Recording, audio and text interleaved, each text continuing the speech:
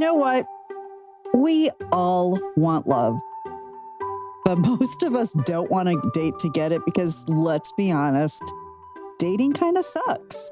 But I fully believe it doesn't have to if we actually know what we're doing. Hi, I'm Sabin, and this is Reinventing Dating, a smart and sweary podcast for all singles to learn the mindsets and skills to date with intention and confidence. Join me weekly as I break down the science and psychology behind what's working in our dating culture and what isn't. Every week, I'll bring a new topic, a trend, a skill, or mindset that can help us get out of our own way to learn how to date for relationships that we actually want. Because I fully believe and know that love isn't broken, but dating kind of is. So let's reinvent it together. Well, hello there, sugar pantses, and welcome. Welcome to another episode of Reinventing Dating. I'm Kira, and I am back with another Foundations episode. We have just one more after this, but this one is a game changer, my friends. It is a game changer. Couple quick announcements. As a reminder, the Reinventing Dating program is open. It's going to be phenomenal. It starts the weekend of the 11th and 12th of November, and you will completely be able to change your love life in 4 weekends with me. We meet once a month and really dig in. We do activities, we do workshops. You will learn and practice the skills and mindsets for dating with intention to get yourself in a relationship you actually want. If you haven't checked it out yet, go to reinventingdating.com. Now let's get into the topic of the day. So let's talk a little bit about the unsexy things that I've been bringing lately, right? I've been talking about what love actually is versus like love bombing and all of the things. Talked about the stages of a relationship. I also talked about the history of love and dating. Now, I get that when you're seeing these titles, you're like, huh? Really? Really? But I cannot say this enough. This information, this knowledge, these skills, all of them will help. Looking for, finding, and creating a primary relationship with another person is fucking complicated as shit. They've got stuff, you've got stuff, there's triggers, there's trauma. There's exes, there's past relationships, there's childhood stuff usually. So we have to know the knowledge, the mindsets, and skills to be able to work through that with another person. And that's what I teach here in case you're new, in case you've just found me.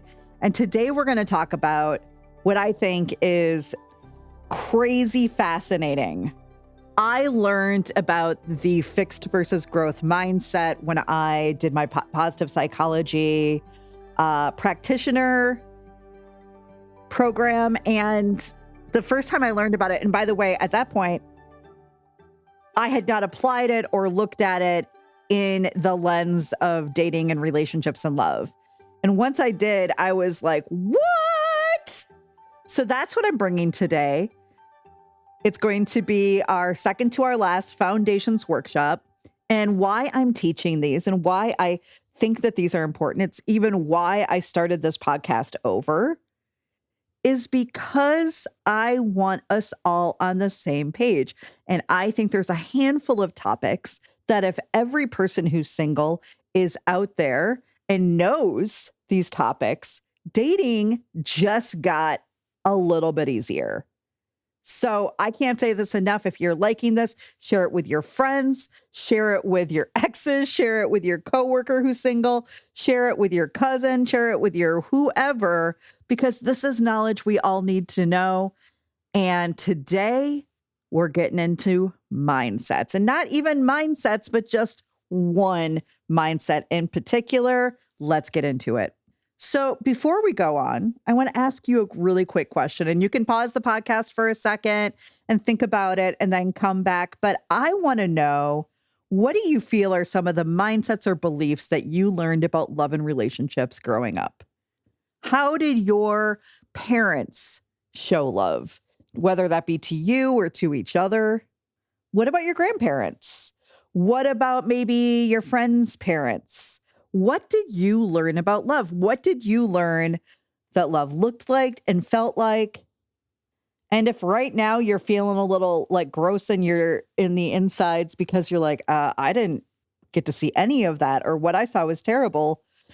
The other place that we get information about love and dating and relationships of course, media, meaning movies and TV shows and books and magazines. All of this makes an impact on how we view love, how we view relationships, and what they're supposed to be. But what do you feel like you learned growing up? Now, a few things that I've heard people say, which go kind of along with our podcast about love, is love conquers all, right? All we need is love. That's what the Beatles told me. So there was a pretty big theme through my childhood that if there was love in a relationship, it was overwhelmingly positive and lasted forever. I also learned about falling in love or falling out of love. And I also learned from my own parents that love looked like not talking about anything, right? Or I learned that if you wanted a long-lasting relationships, you don't talk about anything. You don't talk about your problems. You don't solve any of your conflicts. You just pretend they don't exist and hope that the other person forgets too. And there we go. Now, I would not say that these were mindsets that were great. What did you learn? So the thing is whatever you learned, every day we move through this life with a set of beliefs about ourselves, about others, and the world. And those set of beliefs, which are our assumptions about, ourselves and other people, and our expectations about yourself, your life, and the situations around you, are your mindset. So that's the basic definition, right? The beliefs, the assumptions, and the expectations that you hold about yourself, your life, and the situations around you are your mindset. And your mindset influences how you think, how you feel, and how you behave in any given situation. That's right.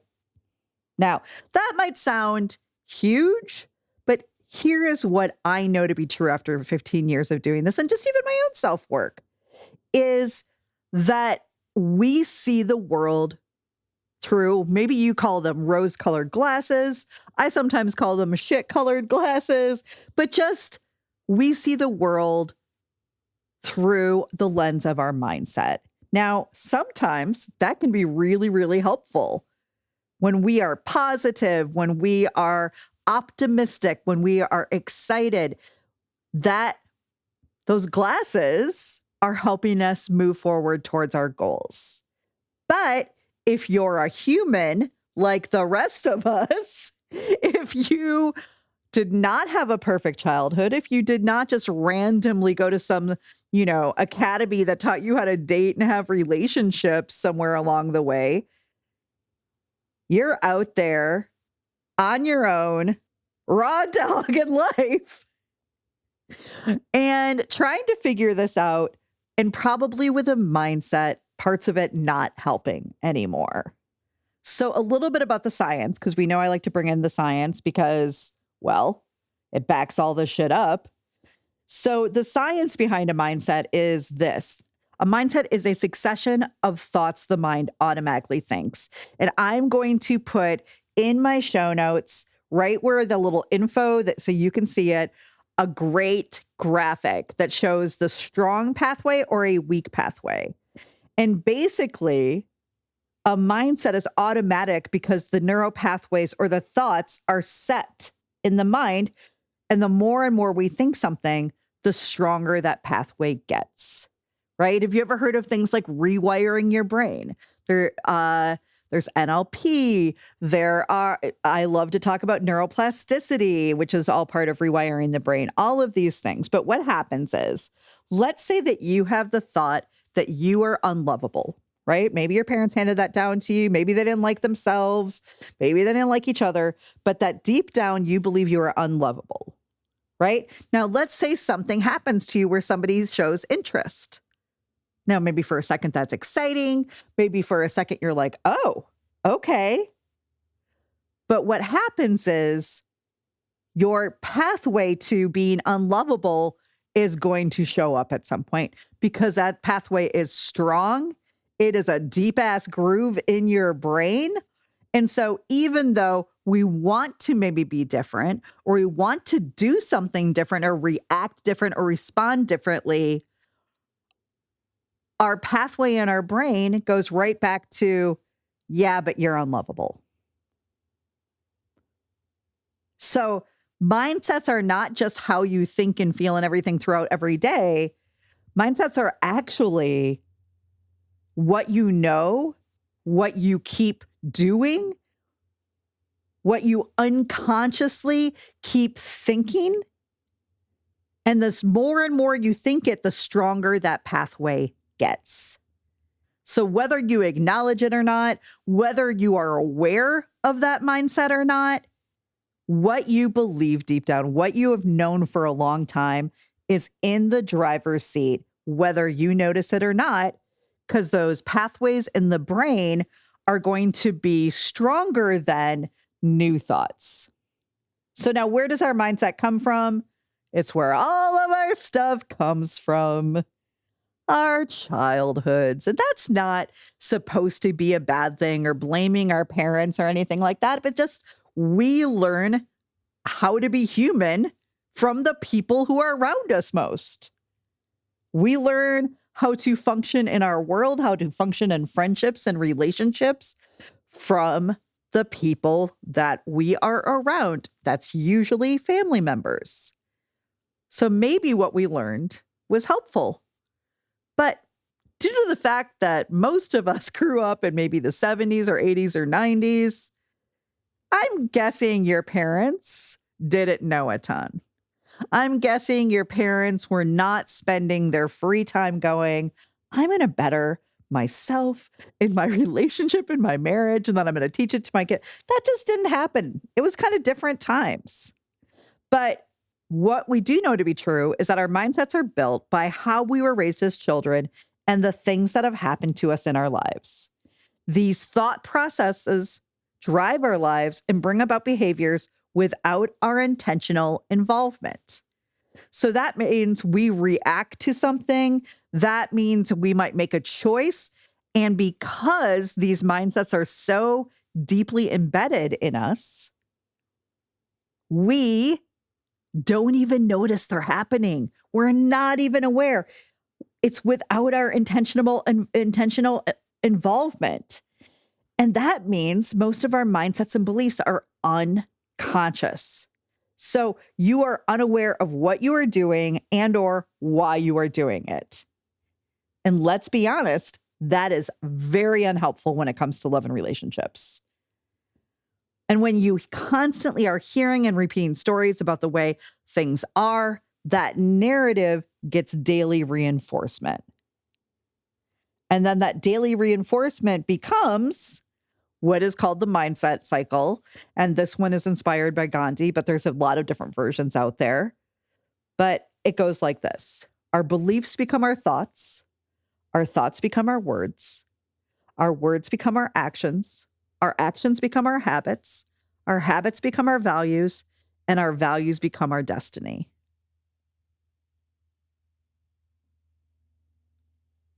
That's true, my friends. It's so true. I don't know why I had that super long pause there for a fact, but I did.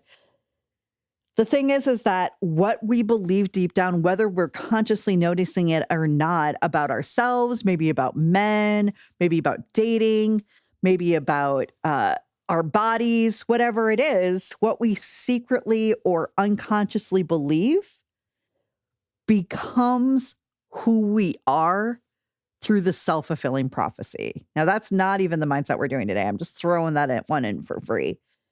But I see a lot of people out there, and I just saw somebody today leave a comment for me that's like, I give up. I've tried. There's lying, there's cheating, there's ghosting, there's rejection, there's all the things. I give up. And though that slightly breaks my heart because I do not want people to give up. And most importantly, I don't want people to deal with lying and ghosting and rejection and cheating. I don't want you in relationships like that, because that once again starts to confirm that mindset of either we're unlovable or we don't know how to choose correctly or whatever it is.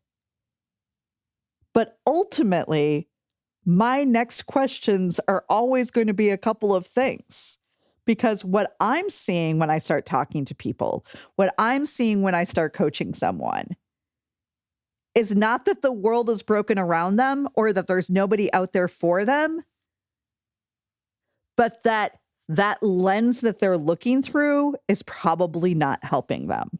And that there's some beliefs, many of them limiting thoughts, that are stuck in their head that are not moving them forward to get the relationship that they want. Now, why does this all matter, right? I want to say this next section is from our superhero today, which is Dr. Carol Dweck. She is a world-renowned Stanford University psychologist and the genius behind the work today from a book called Mindset. Now, according to Carol, I'm just going to call her Carol because I feel like in life we're friends. We're not. She doesn't know who I am, but I am a pretty big fan of hers. So according to Carol, your beliefs play a pivotal role in what you want and whether you actually achieve it. And that includes a relationship. Dweck has found that it is your mindset that plays a significant role in determining achievement and success. Now, mindsets can influence how people behave in a wide range of situations in life. And as people encounter a different situation, their mind triggers a specific mindset that then directly impacts their behavior in that situation. So what she's saying there is, as we're moving through life, maybe as we're dating, maybe as we're getting to know somebody, they may say or do something that triggers something in you to shut down, to start crying, to lash out, to, these are all, by the way, if you're hearing them, fight, flight, fear, fawn, but to automatically react versus respond from your mindset. So something that came up pretty early in my relationship with Danny is we were talking about something. I was maybe a little upset. I don't even remember the moment, but I remember him saying, I think you're being a little dramatic. And let me tell you, it's like the earth shattered around me. It was like record scratch. And I instantly reacted. Now, usually I respond. I think about what he says. I'm listening and I respond. But that word that I'd been called many, many times in my childhood in a not positive way triggers the fuck out of me. So I instantly go into go mode and I'm like, I'm sorry, I'm what? You think I'm being dramatic? And, I minorly lost my shit for a second. And then I brought myself back around and I just said, okay, something you should know about me. The word dramatic is a trigger for me. I was called that a lot growing up. It felt really yucky and dirty. Like my emotions didn't matter or were not important. So if we could not ever call me that again, if we can come up with other words or other ways to have a conversation about this, that is going to behoove all of everybody involved. And Danny was like, oh, okay. Because I can guarantee for all my other anxious out there who are like, oh my God, I could never do that. I could never say to somebody and explain to them like that word or that phrase or something, makes me feel bad or brings up automatic childhood shame or things like that. But It's amazing how people will step up when we ask them to. And here's the great thing about a relationship that works and heals is we even joke about it now. And Danny will even tell people like, there are certain things that I don't say because I know they upset Kira and vice versa. And we do that out of respect to each other and our relationship. And I remember him on a retreat not that long ago saying like, I never say the word dramatic because it upsets Kira. So why would I want to say it? But only through self-work and working with a therapist and then a coach and doing my own stuff and research did I realize what was happening there. And then having the ability to share that with Danny so that it doesn't get in the way in our future. It doesn't stop us from love. So let's talk about probably the easiest and most important mindset shift that you can do for a better life. Let's meet the fixed versus growth mindset. Now, Carol did a whole book on this called Mindset. Once again, it's definitely worth checking out. But here is the idea, is that there are two very basic mindsets that people have. And one moves you forward, gets you success, and the other keeps us stuck. So let's talk about the fixed versus growth mindsets and then how it affects dating and relationships.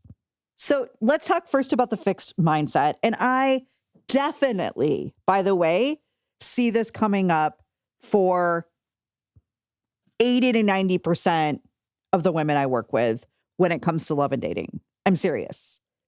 A lot, right? And they don't even know it. So in a fixed mindset, people believe that their qualities are fixed traits and therefore cannot change.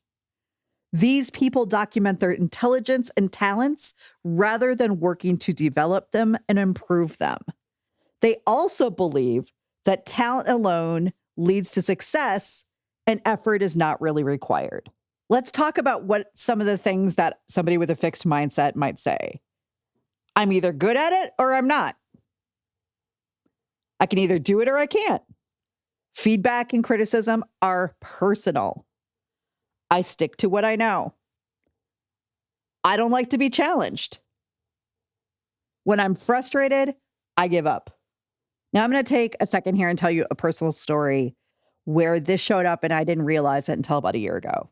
Okay. And I'm 50, by the way. So that I loved to sing as a child.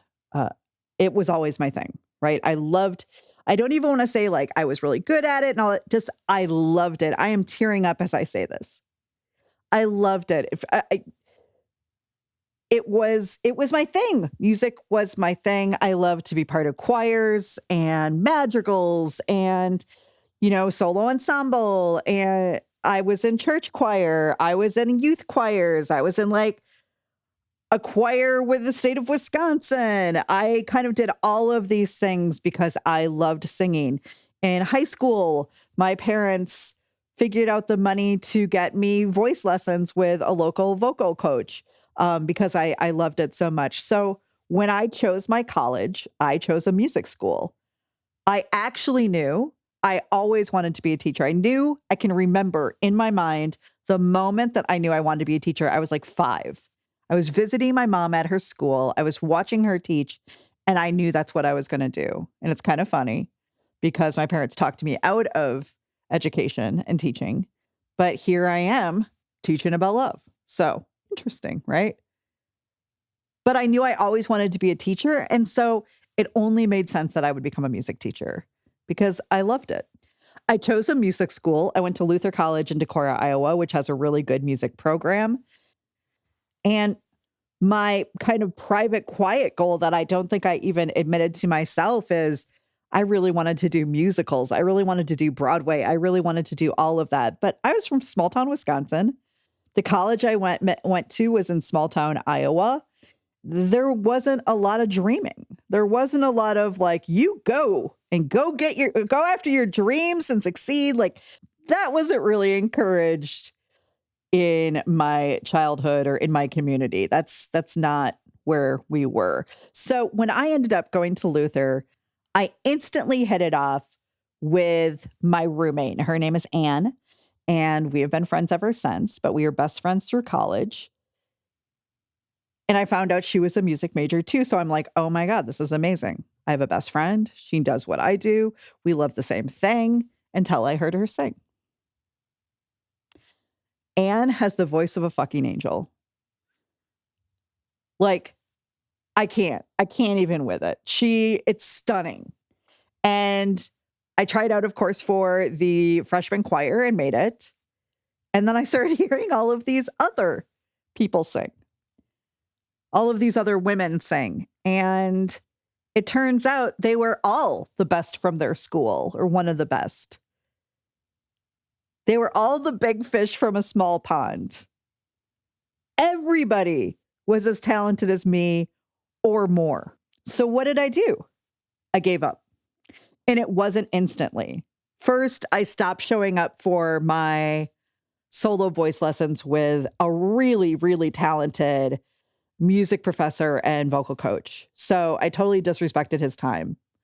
Next, I didn't make the big choir, which is called the Nordic choir, my sophomore year. I made kind of the lesser than choir, which, by the way, very few sophomores make it. So that's kind of the norm. But my ego couldn't handle it. My mindset couldn't handle it. So I just started skipping choir. I just started not showing up. And I don't know if people were asking me about it or not, but if they were, I'm sure I would have said something along the lines of, ugh, I don't know, I'm just not really into it, or I don't really like the songs we're singing. None of that is fucking true.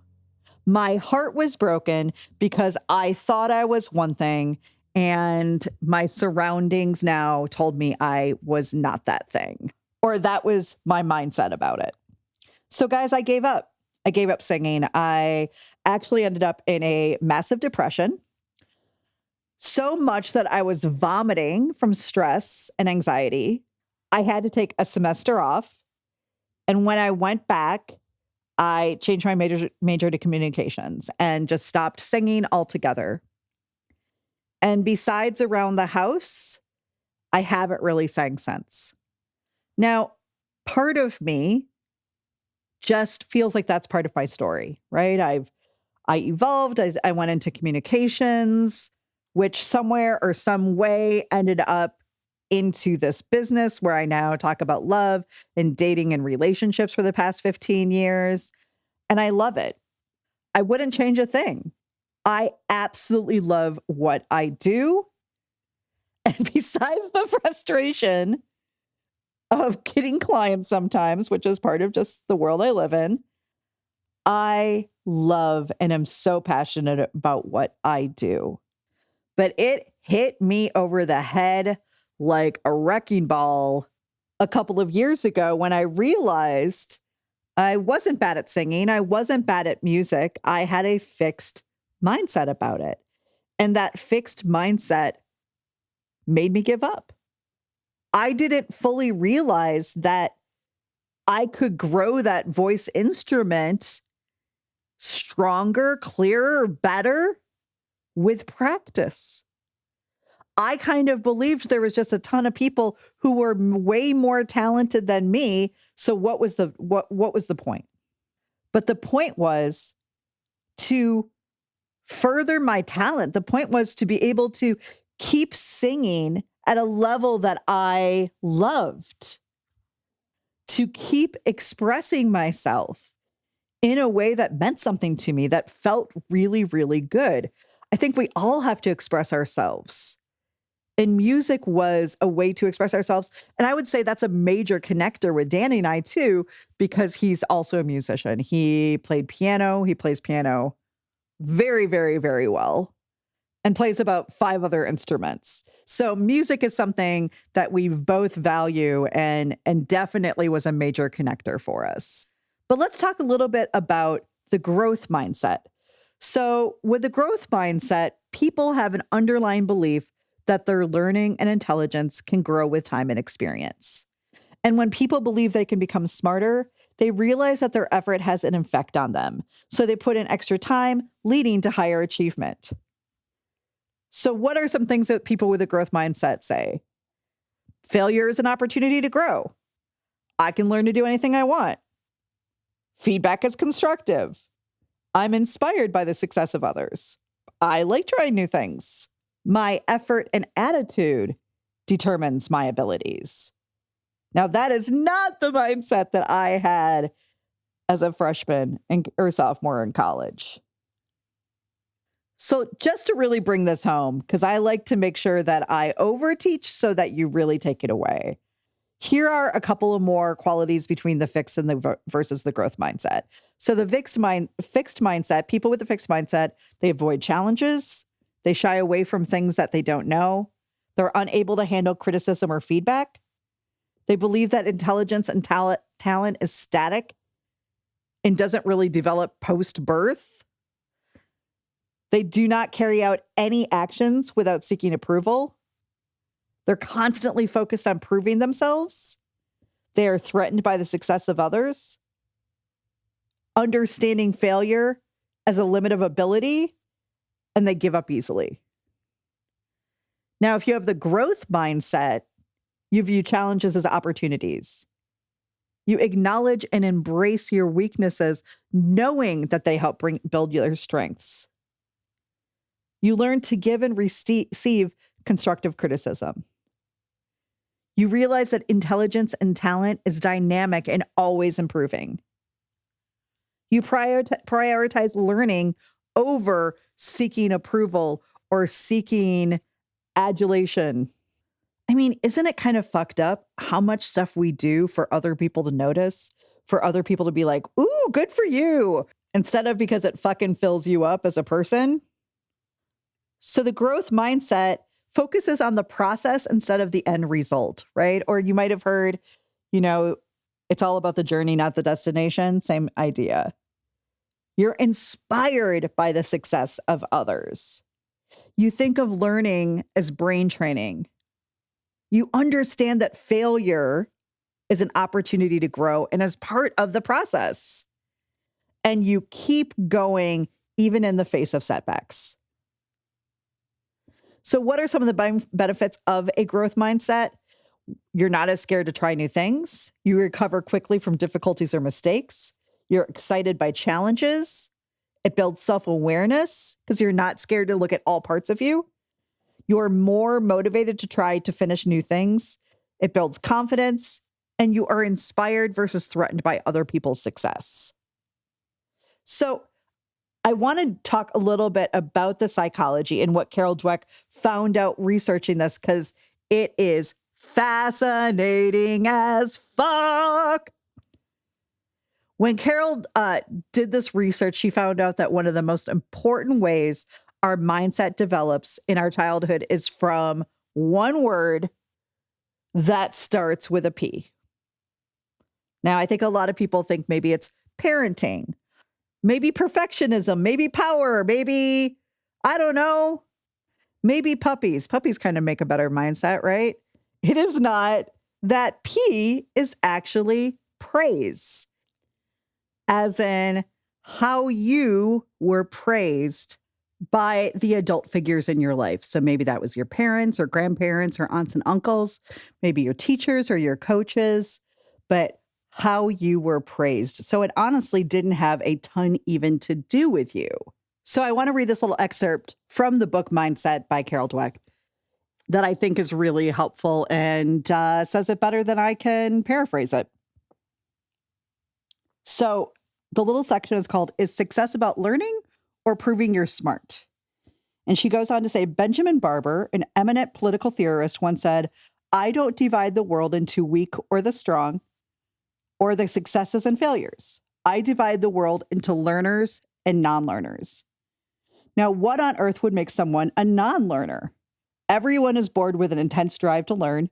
Infants stretch their skills daily, not just ordinary skills, but the most difficult tasks of a lifetime, like learning to walk and talk. They never decide it's too hard or not worth the effort. Babies don't worry about making mistakes or humiliating themselves. They walk, they fall, they get up, they just barge forward. So what could put an end to this exuberant learning? The fixed mindset. As soon as children become able to evaluate themselves, some of them become afraid of challenges. They become afraid of not being smart. She said, I have studied thousands of people from preschoolers on, and it's breathtaking how many reject an opportunity to learn. Now, here's what I think is the most interesting part. She said, we offered 4-year-olds a choice. 4-year-olds, guys, 4. They could redo an easy jigsaw puzzle, or they could try a harder one. Now, even at this tender age of 4, children with the fixed mindset, the ones who believed in fixed traits, stuck with the safe one. Kids who are born smart don't do mistakes, they told us. Now, children with the growth mindsets, the one who believed you could get smarter, thought that was a strange choice. Why are you asking this to me, lady? Why would I want to keep doing the same puzzle over and over? They chose one hard one right after the other. I'm dying to figure them out, exclaimed one little girl. So children with a fixed mindset want to make sure they succeed. Smart people should always succeed. But for children with the growth mindset, success is about stretching themselves. It's about becoming smarter. And one 7th grade girl summed it up by saying, I think intelligence is something you have to work for. It isn't just given to you. Most kids, if they're not sure of an answer, will not raise their hand to answer the question. But what I usually do is raise my hand because if I'm wrong, then my mistake will be corrected. Or I'll raise my hand and say, how would this be solved? Or I just don't get this. Can you help me? And just by doing that, I'm increasing my intelligence. And Dweck ended up doing studies on all ages. And one of the things that she said that I think is really interesting is that to Dweck's devastation, the most toxic byproduct of the fixed mindset turned out to be dishonesty. 40% of the ability praised kids lied about their scores, inflating them to look more successful. So ability praised looks like this. Look how smart you are. Look how pretty you are. Wow, you're really athletic. You're really good at math. You're such a natural speller. Now, all I wanted in life was to maybe be told some of these things when I was a kid. I didn't know better, but I did get told on a regular basis how smart I was. But the thing is that with that compliment then came my own shame of, well, if I'm this smart, then why am I maybe struggling in this class? Or if I'm so smart, why can't I focus? P.S. ADHD. And when we praise kids for their ability, such as being smart, being pretty, some things like that, it makes them focus on looking good, not on learning and bettering themselves. So if ability praise creates a fixed mindset, what creates the growth mindset? In case you have any parents out there who have kids and maybe want to start applying this to their kids, that's where they start learning it. It's called effort praise. So let's look at how this looks differently.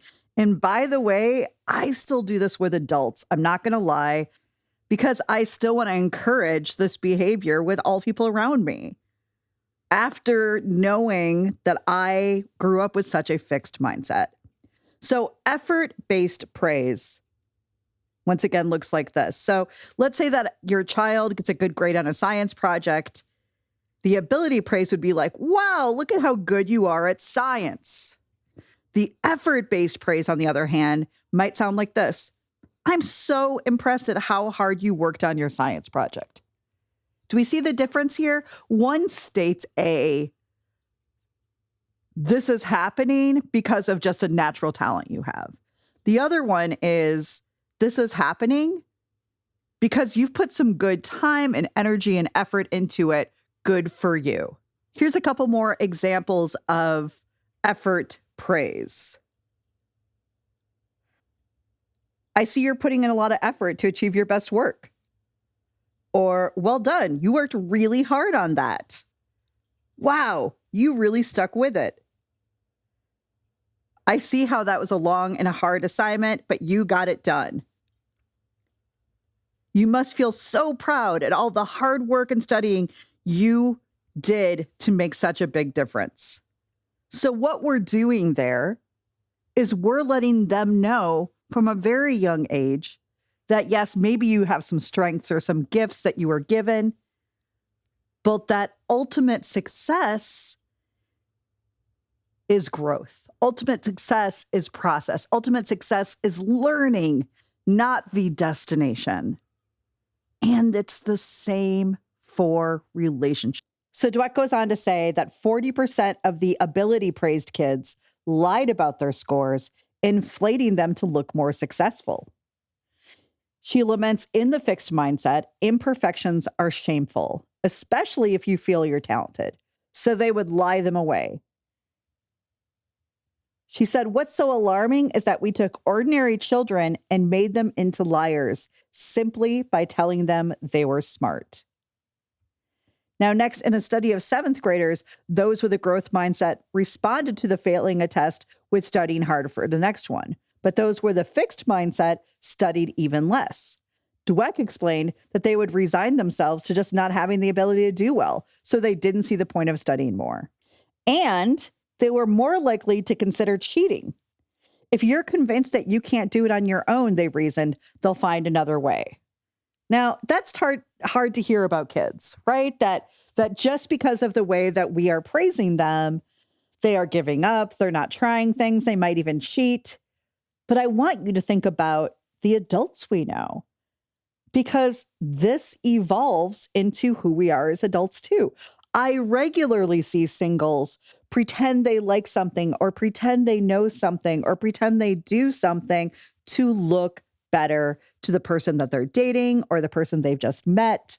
We are regularly stretching the truth a little bit because we don't want to admit that we don't know about that or we don't know how to do that thing. That might mean there's something wrong with us. So why does this matter in love and relationships? Because love only lasts with a growth mindset.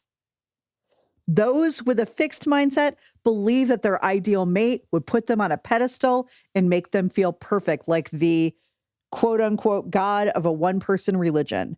Whereas those with the growth mindset prefer a partner who would recognize their faults and lovingly help improve them. Someone who encouraged them to learn new things and become a better person. I mean, isn't that how you guys describe a relationship you want?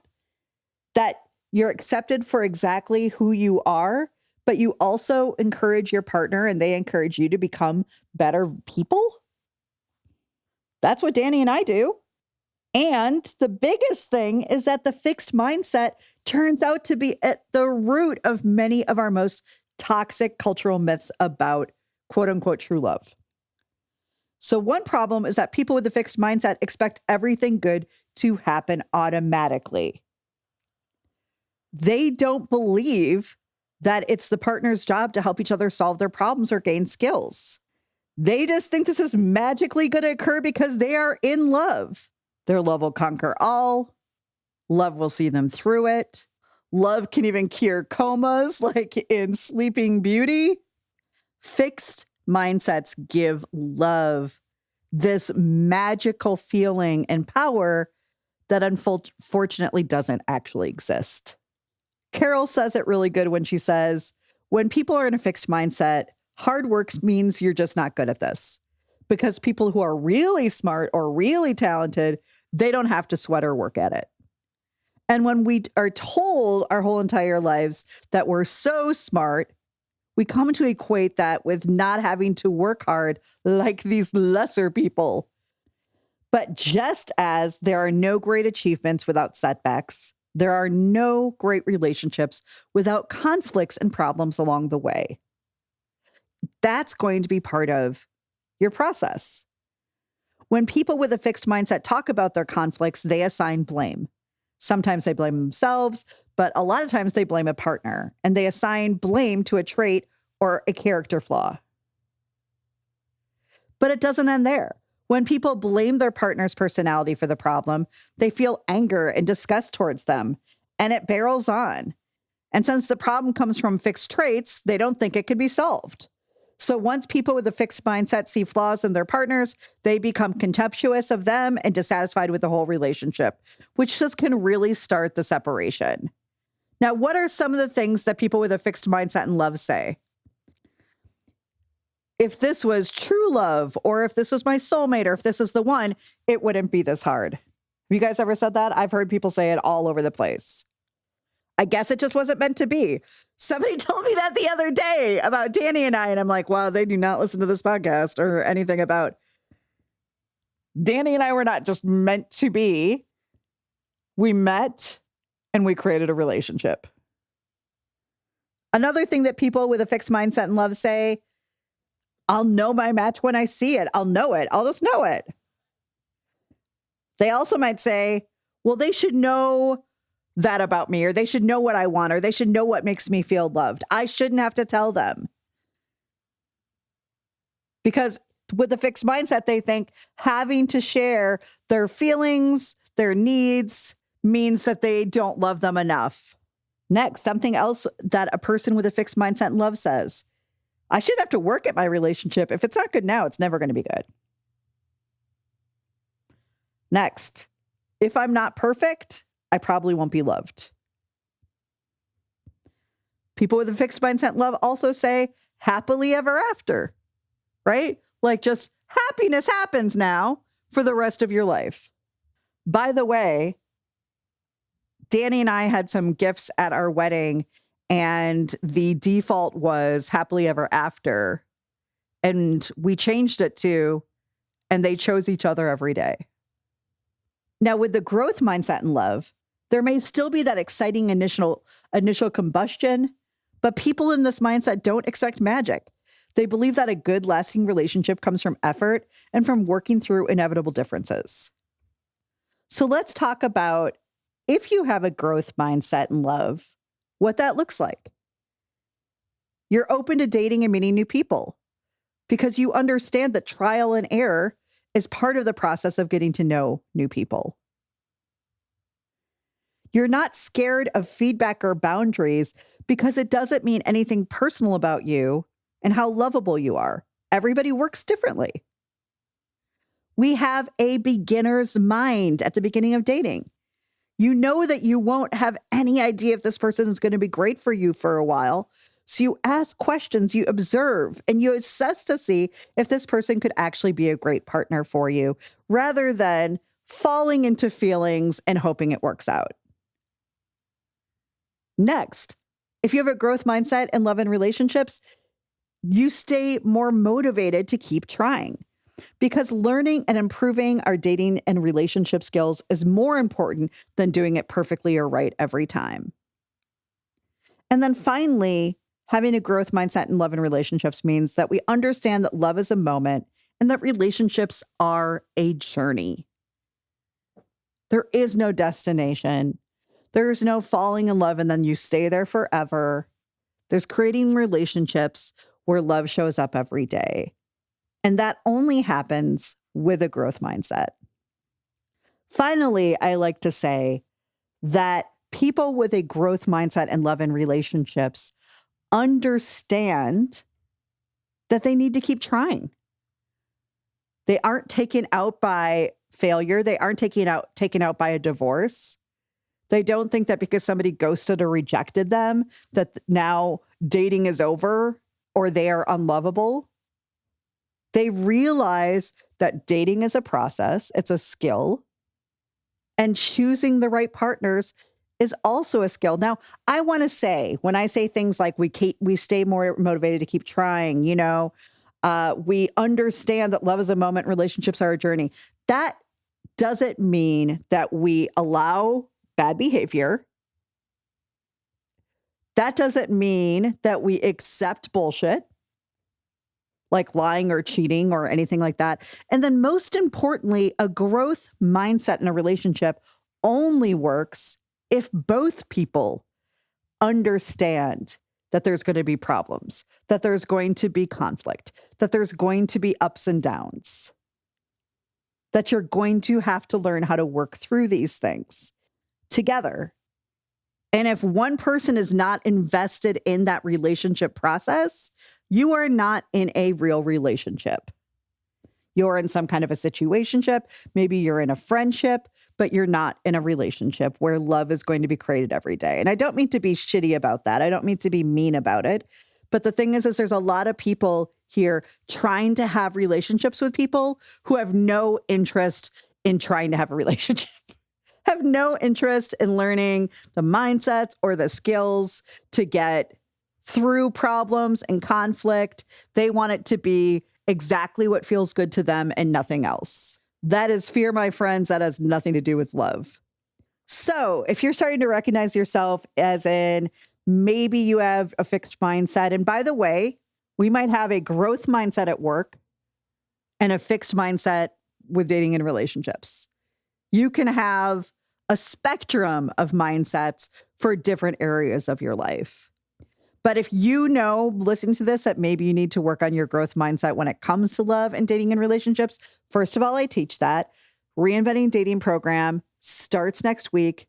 It's 4 weekends. All the information is at reinventingdating.com.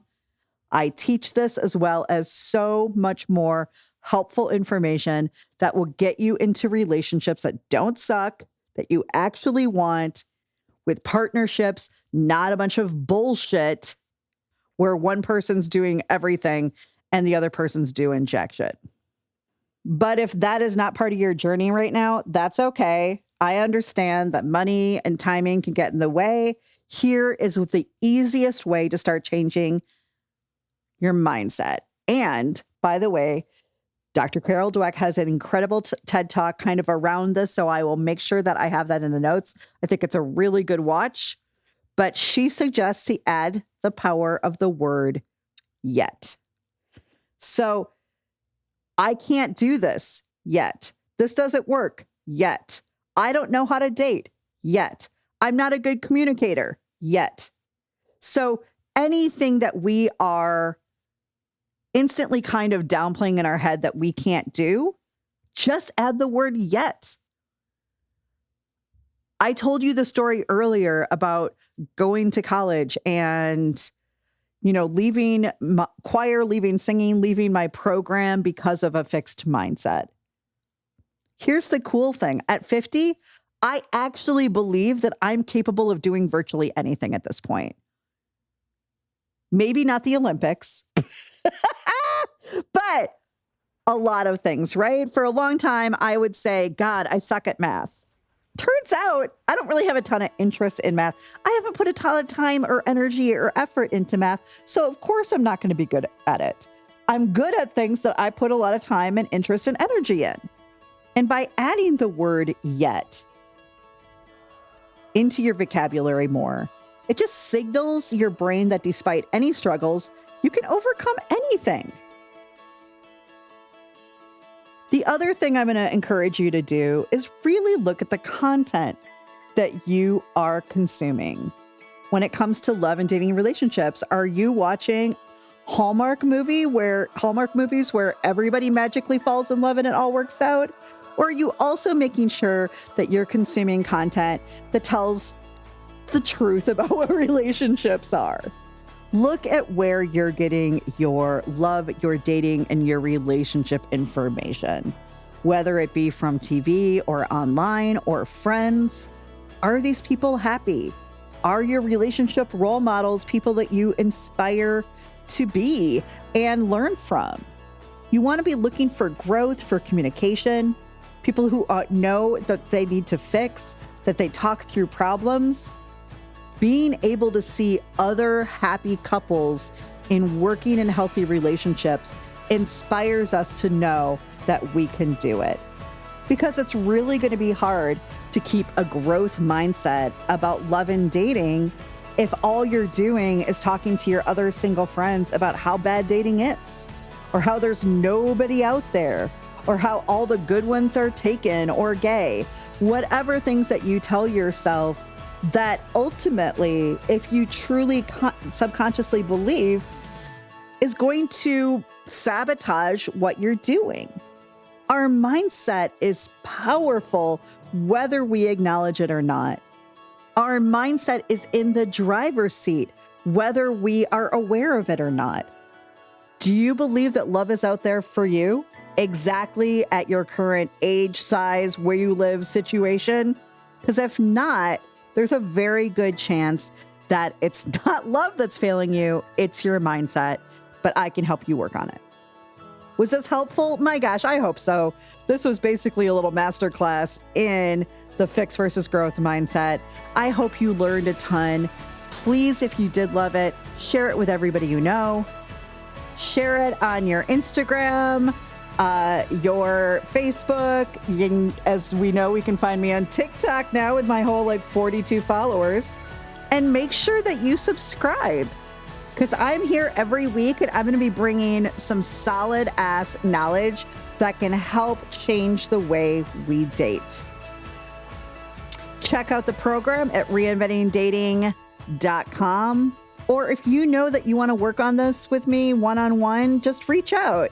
Kira at reinventingdating.com. Let's get the conversation started. We'll jump on the phone and we'll see how I can be great for you in changing the way that you date so you can get in a relationship that you actually want. Okay, guys, thank you so much for being here. I will see you around the Insta, the Facebook, the TikTok, the YouTube. But until next week, meet love halfway.